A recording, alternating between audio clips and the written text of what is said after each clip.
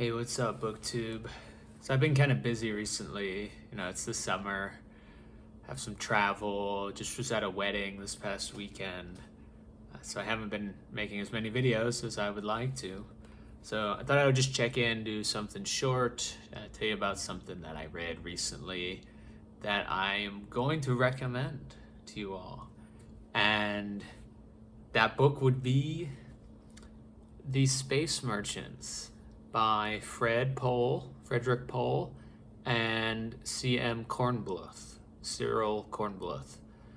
Now, I picked up this incredibly ratty copy there's this used bookstore kind of near my work. It's not near my house, but it's way out of the way. And they don't have an outside sale lot, but they do have like an outside bin. And this thing was just roasting in the sun. It smells like crap. It's a Ballantine book, mass market paperback, and it's one of the worst like animated covers I've ever seen in a book. I can't remember what like the old like Doughboy hoodwinked animation style is called, but this is just awful. At least I think it's awful. But enough of that. If you don't know what Space Merchants is, it is a 1953 published novel, science fiction, about a advertising executive named Mitchell Courtney, and how he is tasked with selling the world on space flight to Venus. He is an advertiser, and he's put on the Venus account, so to say. There's lots of comparisons I've seen in reviews of this book to Mad Men and Don Draper, except in a sci-fi universe. And I agree with that. This is a dated book. It feels like 100 years into the future, technology-wise, but culture-wise, exactly like mid-20th century America, with people chain smoking and being misogynistic and focusing on advertisements.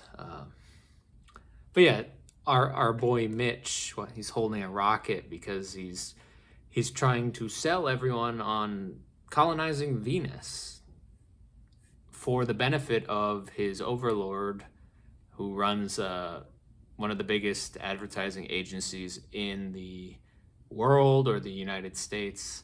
And that's basically what the world society is based off of, is advertisers instead of governments or coalitions. It's all powered by advertisers and money, and it's actually frowned upon or even criminal to be suspect or against advertising in public, like as a general citizen.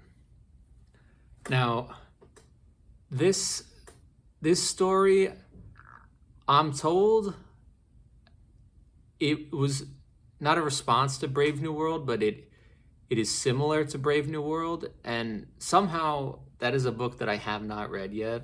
It's one of my horrible reading gaps from the 20th century that I promise to rectify soon. I own it. I'm moving, so it's not in my apartment right now, but I will try to get to it as soon as possible. Now, the story I detected was broken up into 3 distinct acts that were of varying levels of quality. The first act is devoted to Mitchell Courtney and his work on the Venus account, and subsequent acts get into, I won't spoil anything, but subsequent acts explore, how would I say this? Well, there's elements of conservationism, or people that want to conserve the planet instead of letting the ad man or the oil man just rupture the earth and then take everything to Venus to start extracting more resources. So you have to contend with the consies, the conservationists, and there's also groups that basically engage in indentured servitude with workers, and this calls back to the whole like mining town or company town scam, where people who are working in a town can only buy products from the company town at the company store. So whatever they're getting paid is just going straight back into the company, and these people are acquiring debts, and they can't leave until they pay their debts, but they're always accruing debts, which is like this circular wave of indentured servitude. So that was interesting.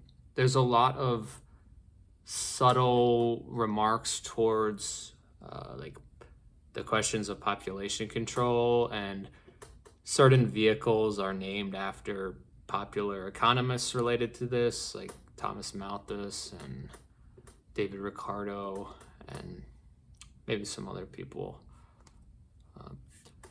But what I will say in conclusion is that I really liked the Space Merchants. The continuum between acts 1, 2, and 3 was jagged and fractured, and I wish it was a little more smooth.